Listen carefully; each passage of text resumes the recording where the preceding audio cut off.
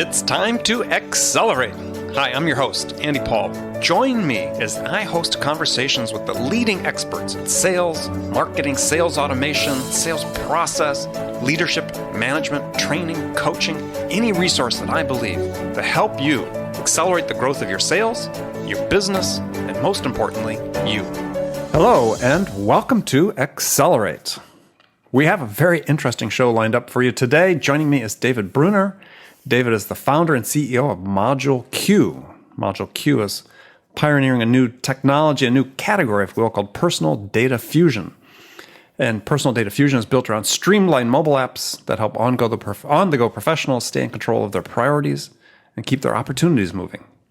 So those of you who follow me online, have read my books, or listened to this podcast, know that I believe that how you use the time and attention that your customers invest in you can be the critical differentiator in your sales success. And busy people such as your customers have an inordinate number of demands on their attention, only one of which is evaluating you, your product, or your service for purchase. And how they choose to allocate their attention, which is a part of that time, will dictate whether or not you win the order or lose the order. So my guest today, David Brunner, I said, is building a tool to help salespeople be more responsive to buyers and give them a better return on the time they invest in you. So David, welcome to the show. Thank you, Andy. It's a pleasure to be on. So take a minute, introduce yourself. How'd you end up, because you I think you come from sort of an academic background. I mean, how did you get your start in this business? That's right. So let me give you a little background. I'm a Silicon Valley native and fell in love with computers at a young age. So I went off to Stanford and studied computer science and artificial intelligence. And while I was there, I read a book that changed my life. It was called In the Age of the Smart Machine. And a smart machine, and it sounds like it could have been written yesterday, but it's actually almost 40 years old. And it highlighted a choice that we all have to make. Who wrote the book? Oh, it was by Shoshana Zuboff, who used to be a professor at the Harvard Business School. Okay. And the book highlights a choice that we have to make about how we use technology and computers in business. Because there's really two ways you can use the technology. You can use it to monitor and control workers and gradually automate their roles out of existence. Or you can use the technology to enable them to do things you couldn't do before and make them actually more valuable to the business. And when I read that, I realized that I wanted to live in a world where the smart machine works for us, where the technology is there for the people as opposed to the other way around, and decided to devote my career to building that kind of technology. And so I needed to learn business, so I spent a little bit of time as a management consultant with the Boston Consulting Group. And then I went and got a PhD. So you're right, I'm kind of a recovering academic. I have a PhD from Harvard in a joint computer science business program where I focused in on how computers could give knowledge workers more leverage in their jobs. And my focus really ended up being on information overload. And it relates to exactly what you're talking about with customers being information overloaded now, that really all professionals and very much sales professionals as well are continuously deluged with way more information than they can handle. And it's just getting worse as customers get more sophisticated and the products get more complex. And so we desperately need technology that can cut through that information overload and help professionals understand what's going on and stay in control. And it turns out that the kinds of AI technologies I was studying as an undergrad were exactly the kinds of tools that you need to solve those problems. And so after I got my PhD, I founded ModuleQ to commercialize the technology. And we decided to focus in first on sales professionals because we recognized that they're about the most information overloaded people out there.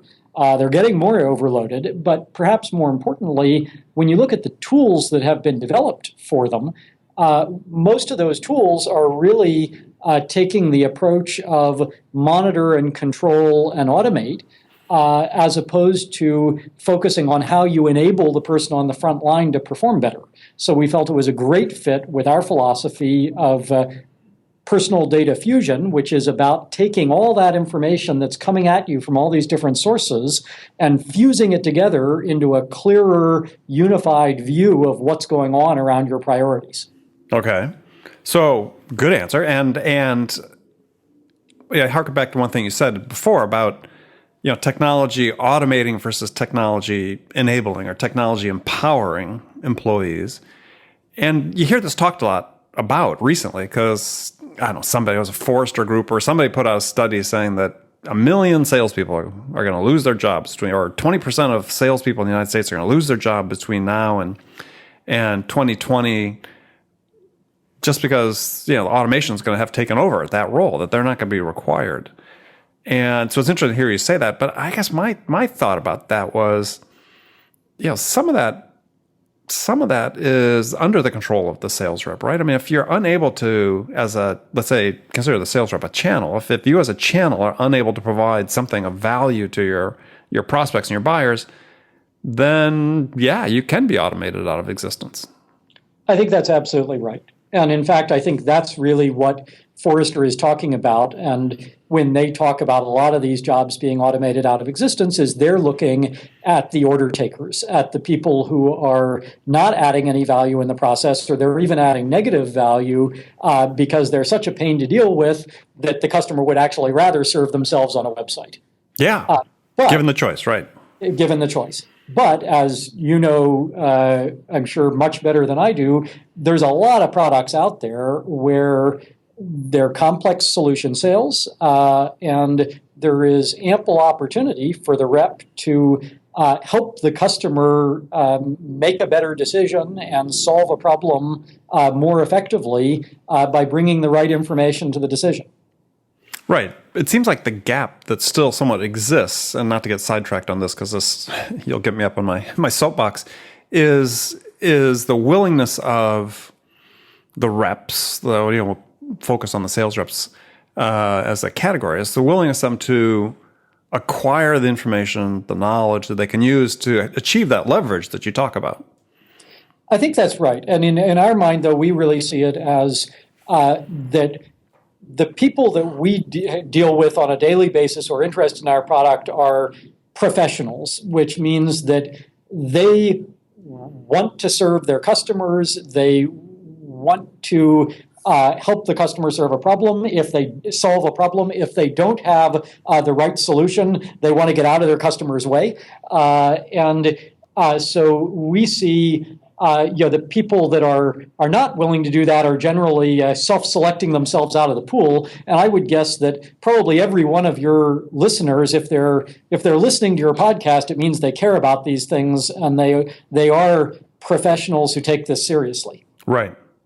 Yeah, because it sort of raises the question when I see all these new sales technologies being brought to market, and I interview CEOs of a lot of the companies that are doing it on the show.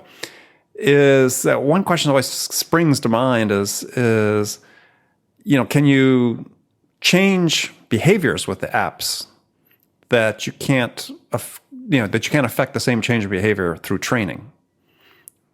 Is that one of the things that perhaps is going to come with this new generation of sales technologies that actually it has the effect of changing habits and behaviors in a way that conventional training never was able to? So I think that it's really hard to change the level of motivation, for example, and maybe some really inspiring sales trainers can do it. I certainly don't think that that's something that we're going to see technology doing. But I think that what we do see is that when you bring new capabilities through technology, that often people will find, I can do some background research on LinkedIn before I go into my meeting and come in with a better understanding of who I'm meeting with, and there's a new habit. And so I think professionals across all categories, and sales professionals no exception, tend to be really eager to find tools that enable them to up their game. And when they find that, usually to adopt that, you need to change some aspect of your behavior. And I think that's people are more likely to do that when there's a tool that opens up a new possibility, because if it's just a matter of training, some of them may change their behavior based on the training, but many will probably have figured out how to something that works well for them, and so they'll be more reluctant to change unless they really see an order of magnitude improvement.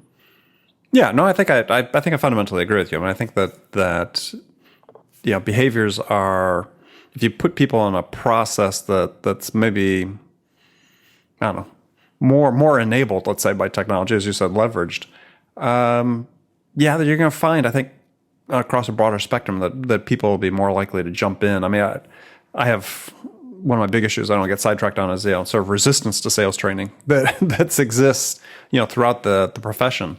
That is, quite frankly, is holding it back, especially we go through these big transitions with, you said, the more educated customer. I wouldn't necessarily call them more sophisticated, but certainly more informed and more educated about products. So, all right. So I guess the question then to follow up on it. So taking this approach that's, academic driven, and not saying that pejorative, but, you through your academic research, starting a company to address this problem. So what's sort of the real problem you're addressing with your first product you call Rev that's out there for salespeople? So it's really the problem of how do you keep deals moving while you're on the go? Because when you're back at your desk, normally you have a big display, you can pull up a lot of information, you can kind of see everything, and you can kind of get stuff under control. But what we find is that when you're out and you're running between meetings, and you just have a few minutes between meetings, the emails are piling up. You've got 300 unread emails in your inbox. One of those is an important time-sensitive email from a customer that you need to get back to. Another one is an important question that you need to share with some of your internal resources to get an answer to resolve a customer question, to keep a deal moving. Those things tend to end up lurking in your inbox until you finally get back to your desk at the end of the day, or the departure lounge at the airport.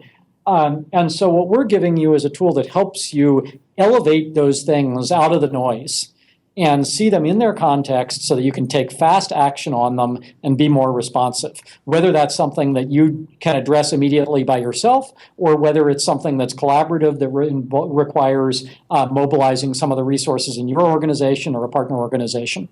So does Rev work then by basically being a funnel through which information from CRM, email, sales automation tool, sales automation platform, and so on, all flow through? That's exactly right. So when we talk about data fusion, what we mean is tapping into all the different data sources that are involved in the doing of work, pulling it all in, finding the things that are related to your important opportunities, slotting those things in where they belong, and bringing them to your immediate attention. And so, to use the analogy, it's sort of like you're almost serving as the plumbing, if you will, to be able to route the relevant data from disparate data sources to what is going to be this primary screen, which I take it is going to be your mobile device. At least when you're on the go, that's right. And we are mobile first, we're not mobile only, so we recognize the importance of getting the big screen when you're back at your desk and pulling it up and seeing the whole picture. And so we've got a web client for that. Mm-hmm. But we're mobile first. Okay. Well, I think that image is really important for people listening to understand, is that, and I think we're seeing this type of tool emerge in other categories. I'll say even in the sales space or sales related space, at least people I've talked to, is that here's this layer of intelligence that's being added that can pull data, from all these disparate sources. And I don't know with Rev yet, but you can tell me, I presume there's some sort of rules that you can set that then enable you to say, okay, well, this is what I need to have displayed on my screen, whatever screen I'm looking at, mobile or my desktop, that's important for me to keep the deals moving forward. That's right. And in a sense, the biggest difference that we see is that there's tons of business intelligence vendors out there that will give senior management dashboards that show them the important information organized for them by pulling it out of all these different enterprise systems. Mm-hmm. But we're turning that around and focusing it on serving the person on the front lines. Yeah, which, I mean, that's... I had a question from somebody, a client last week was saying, what don't salespeople like about CRM systems? I said, well, it's because they've primarily been designed for management and not for the sales reps. Exactly. Okay, so this has a sales focus first. And how do they, if you're a sales rep, I mean, how do you decide what it is you're going to display on your screen? So what we do is we actually tap into these data sources and we make educated guesses about the conversations that might be important, the meetings that might be related to opportunities that you're working on, and we put them in front of you to, with one tap, say, yep, that's something I'm working on, keep that and keep it in this priority area, or no, drop that out. And so within the first few minutes of you using our app, we've actually got a grasp of exactly what you're working on, and we can pull in and find the relevant things and exclude the noise. And is this sort of a continuous learning process that the app goes through? Exactly. So our recommendations get better and better as we learn from your responses to it. Very interesting. Very interesting. All right, we're going to take a short break, and we're going to come back and talk more about Rev and personal data fusion, what it means for sales reps in this particular app as we go forward with my guest, David Brunner. We'll be right back. Hi, this is Andy. Connect and Sell is used by sales reps at nearly 1,000 companies, including hundreds of technology startups and several Fortune 500 companies, to overcome the challenges of getting prospects on the phone. Companies using Connect and Sell grow their revenues faster by enabling their sales reps to have more sales conversations in 90 minutes than they could otherwise achieve in an entire week. Connect and Sell can be deployed directly to your sales reps, or you can take advantage of their outbound on-demand service, which delivers qualified prospect meetings scheduled directly on your sales reps' calendars. Visit connectandsell.com to learn more about how Connect and Sell can start filling your pipeline today. Okay, we're back with my guest today, David Brunner from ModuleQ. And so we've talked about, so you began to talk about sort of the first iteration into the market of this technology. You've worked on personal data fusion, we're calling it, and it's a platform for sales reps. And it's important, we're going to emphasize, for sales reps, not for sales in generic sense that, managers and so on, but for sales reps themselves to be more responsive and productive with their clients. That's right, Andy. Okay, so it's called Rev, and so what's the name stand for? Revenue? Well, it's revenue. It's revolutionary. It's revving your engine. I know you're amping up sales. Yes. We're revving up sales. That's my next book. We felt that one aspect of the app is that we're focusing it on revenue professionals, because we feel that there's a lot of people who sell who often, for whatever reason, aren't titled as a salesperson, and so that was part of our choice for calling it Rev. But also the idea that we want you to be able to focus on more strategic problems, higher level problem solving, instead of wasting all your time on tedious administrative tasks of tracking an email or making sure that somebody got back to you about something or dragging things into folders so you can find it. We want to take care of all of that for you using our intelligence so that you can focus on, okay, what's the information that I need to provide to this prospect to most efficiently help them get to a decision to move the deal forward. So let's talk about that for a specific instance. So give an example. Do you know how that works?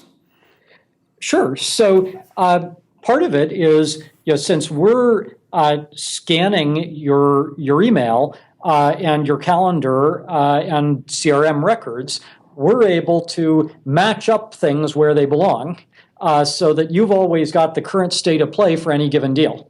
And when you share something with a colleague requesting assistance with it, we're tracking that conversation and whose court the ball is in. So you can see that you've got something outstanding and you need to make sure it comes back, and you can ping them about it. You can, going into a meeting, check where all the conversations are.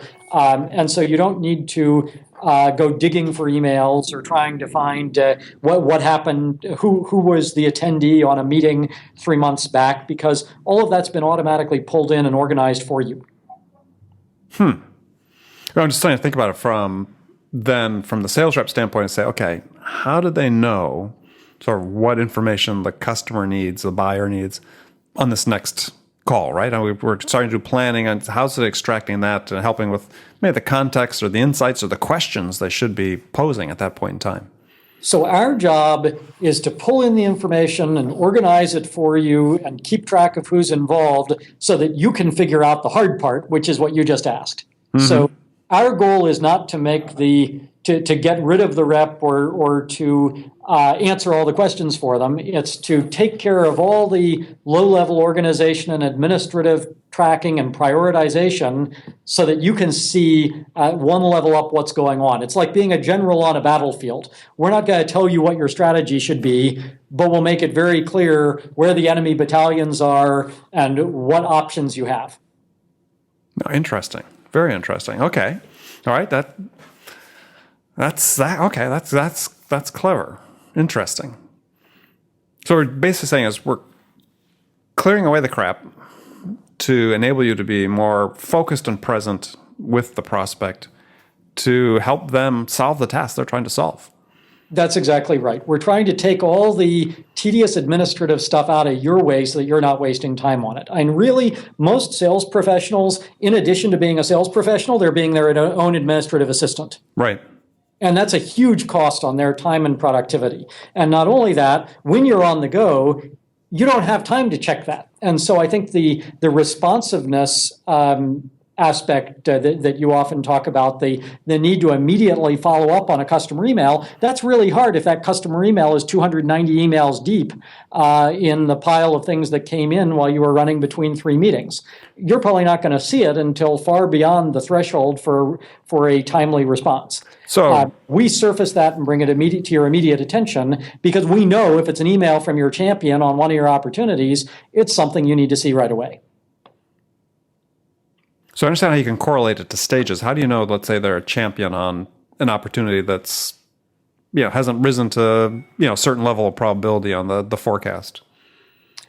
So we work with the end user to determine these things because we can't read your mind. We can tell, for example, that you have more email correspondence with one person than another in the account. But we're not going to know, for example, who that critical executive sponsor is who maybe isn't quite as actively involved. But you can tag them. And when you tag someone as a champion, then we know that. Got it. Okay. Clear. And that could be, you could pull that tag from their CRM system as well? Absolutely. Okay. Excellent. All right. Very cool. Well, everybody listening to the show, I'm learning along with you as we go through this because this is something brand new.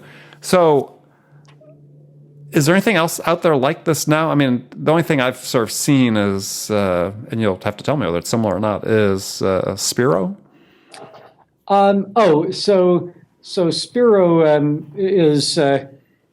is the app, I think, that can give you a kick in the pants to go and make a phone call. Well, I think that's one of the things. But I mean, from a overall positioning, it sounds like there might be some overlap. But I mean, again, I'm not, since I haven't seen yours in action, I don't really know. So I think there's a lot of folks that are working on ways to try to help a sales rep get their information together better.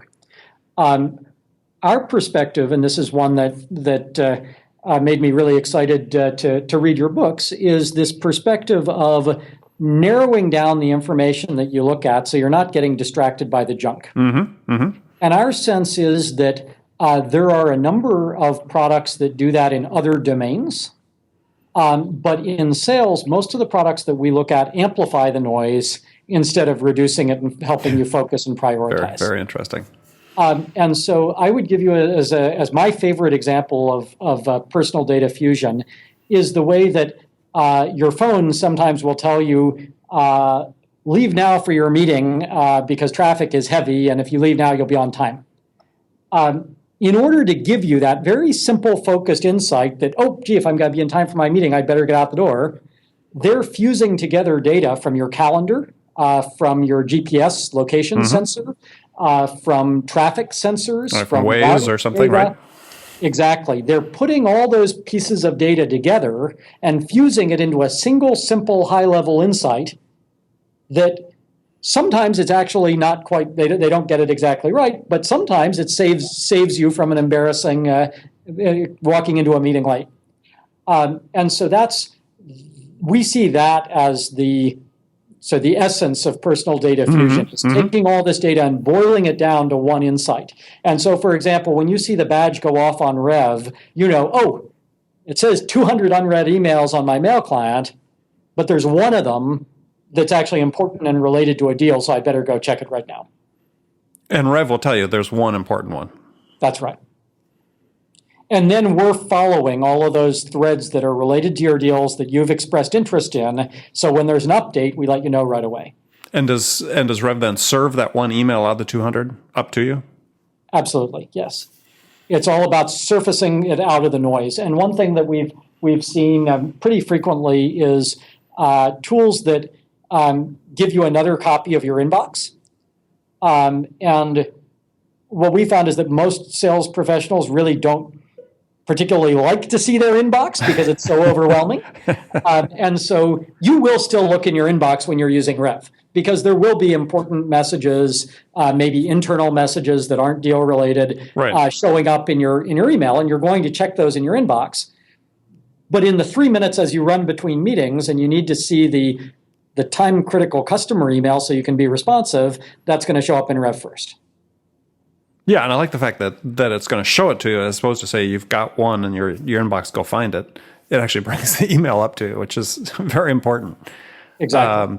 Excellent. Okay, so who's the product really intended for in terms of your ideal client profile? I mean, is it going to be bought individually by the rep, or it's going to be corporate sales that you're doing?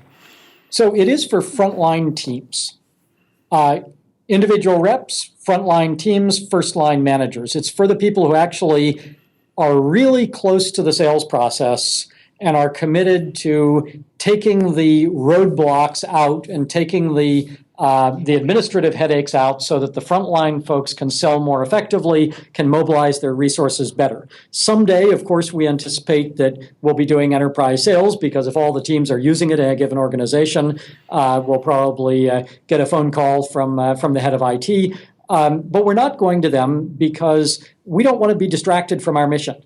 They will start asking us for all sorts of management monitoring and dashboards, and we want to stay very focused on serving the front line. Mm-hmm. And that's the approach that we've seen taken by some of the companies that we really admire, like Expensify or Evernote or Box, that are really focused on giving the frontline user a great experience. Okay. So somebody listening to the show, how do they know whether they're a prospect?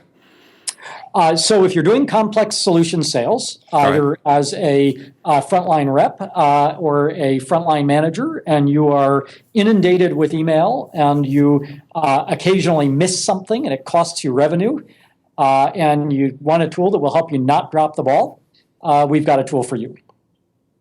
And it seems like that would include your customer success team as well. Absolutely. And that's an area that we've got a lot of interest from. Okay. Yeah. In part because that's a lot of the selling happens there now. Well, it does. I mean, actually, people who are most familiar with the customer's needs. Yeah. Well, I think in the SaaS space, it's the majority of revenue now takes place in the customer is driven or generated by the customer success teams. And it seems like they're the ones that, even more so than the account execs or the account managers or the CSMs, are actually going to be in the meetings where there are more meetings during the day than perhaps account execs would be. So this really becomes important, I think. Yep, I think that's right. Okay. So last question about this before I move on to the last segment of the show is, so where do you see this personal data fusion sort of evolving as you guys see it within the context of ModuleQ and the things you want to do? Well, for us, sales professionals, revenue professionals are the first group of people that we want to serve. But there's a lot of people out there, a lot of professionals suffering from information overload who may not be in a revenue generating role. They may be in a vendor management role. They may be in a project management role or product management. They may be in legal or financial services. And so ultimately, we believe that information overload is along with privacy and security, it's one of the top problems of the knowledge economy. It's McKinsey estimates that it costs us $1 trillion a year or more in lost productivity. And so people looking for information. Looking for information, or looking for what's important. Sorting organization, trying to find stuff that they misfiled. The whole thing of what you do when you've got information coming at you from all sides in a volume that's larger than you can handle. And so we want to solve that for all professions, not just for revenue and sales professionals. I like it. Yeah, the whole thought of if you could go through your day, and I'll have to try it because they'll help to get me on the product. Because I suffer from this as well. Is being able at any one point in time to have somebody cue me as to what's important that I need to act on be really important. Cue you as to what's important, and then to follow you around, keeping all that information organized and collated so you can find the information you need is at your fingertips. And then when you need to share some of it with someone, you can share the right information at the right time with the right person to mobilize them. Yeah, that we didn't get into that. That's a whole other thing I think that I like that you talked about is how you can package up these information sets and share it with people. Exactly. Yeah, very cool. All right, so thanks for that. We're going to give you a chance second to tell people how to find out more about you. But first, we got some standard questions to ask all my guests that I'm going to subject you to. And sure. The first one is a hypothetical scenario. You've just been hired, you, David, as a new sales leader at a company whose sales have sort of flatlined. They've stalled. They need to get unstuck. And the CEO is looking to you to make that happen as quickly as possible. So your first week on the job, what two things could you do that would have the biggest impact? Well, I'm afraid I read your book Zero Time Selling, and so I may be my thinking may be a little bit influenced by that. But I'd want to know where my leads are coming from, and I would, I'd be very interested in whether there are leads that we're dropping or leads that we're not responding to quickly, because all of that, if you can, if you can drop fewer leads, if you can follow up leads faster, that goes straight to increased sales throughput. Yep. This may come a little bit from my background as a recovering academic, but I'm probably going to want to spend some time with some of our best customers and maybe some of our least satisfied customers or recently departed customers to understand how they're experiencing the process. I don't know if that would pay off in the first 2 weeks, but I think it's something I probably wouldn't be able to keep myself from doing. You're not expecting that necessarily the payoff in the first 2 weeks, but that definitely you'd want to start those actions. I agree, 100%. I mean, it's you're never going to find 100% of the solution inside the office. It's always going to be with the customers, right? So, good answer. Okay, so couple rapid fire questions for you. You can give me one-word answers. You can elaborate if you wish. And this be an interesting one for you as a CEO of a startup. When you have to go out and sell, what's your strongest sales attribute? Well, I guess I think it's listening. And maybe that also comes from the researcher background. But, I'm building this product because I really care about building a world or helping create a world where the smart machine works for us. And to do that, I need to understand whether my technology fits with the needs of the person that I'm taking it to. And if it doesn't, I really don't want to waste their time. Mm-hmm. Excellent. Okay. So who's your sales role model? Well, I think actually it would have to be our CRO. Because our CRO, Sherry Harmon, I hired because she has taken many disruptive enterprise products to market. And I've spent a lot of time with her. And one of the things that she's told me repeatedly is, David, here I am, a sales leader, and I don't believe in selling. I believe in helping a buyer solve problems. Right. And to me, that approach just made so much sense that I think, I'm not a sales professional by training, and so I don't know the sort of common role models out there for sales professionals, but she certainly has been an inspiration for me as I've learned to sell and as I've gone out to understand the sales profession. Excellent. Okay. So one book every salesperson should read. Now that is a bit of a tough one, but I actually think aside from all of yours, I'm going to recommend Daniel Pink's book. To Sell as Human. You can recommend mine. You can recommend mine too. It's always good to have the host ego stroked occasionally. So. I certainly appreciated Zero Time Selling. One of the things I appreciated about it was that it told me to go out and buy a bunch of other books. Right. and read those. But I think what I liked so much about Daniel Pink's book was his observation that really all of us, whether we're sales professionals or not, go through our day and our life needing to get others to understand our point of view or motivate them to help us. Certainly as an entrepreneur, my job is all about getting people to understand my vision and figure out whether it's something that they'd want to get involved with and would want to support. And so the idea that selling is actually really a very natural activity, selling in the sense that Sherry talks about as solving problems together. And so I think I'd recommend that one. All right. No, it's a great book. And you're right. That's sort of the fact that lots of us pull out of it when we read it is that, well, I think it was fully 3/4 of knowledge workers in the United States self-identify as saying that sales are, as you said, helping to persuade somebody to help them or convince them about their point of view is part of their daily job. So what music's on your playlist right now? What are you listening to? Well, I am a Rachmaninoff fan. Mostly classical music, I'm afraid, but variations on a theme of Paganini. Okay, yeah. And, some of the piano concertos, and then Vivaldi. Vivaldi, okay. Four Seasons, Seasons, all that. Vivaldi concertos. Yeah, okay, excellent. So last question is, when you're out sort of evangelizing your vision, what's the one question you get asked most frequently by salespeople?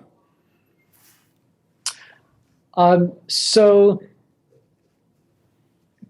the question I think we get asked is how can you manage the privacy around this?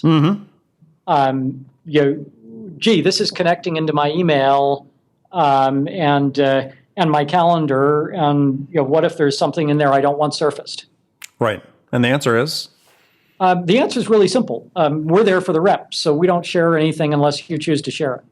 Love it. Simple answer. You can't ask for anything more direct than that. That's perfect. With something as important as privacy, I think you need a simple answer. Yeah. No, I love it. Okay. Well, David, I want to thank you for being my guest today. So tell the listeners how they can find out more about Rev and ModuleQ. The best thing to do is to check out our website, which is RevForSales, RevForSales.com.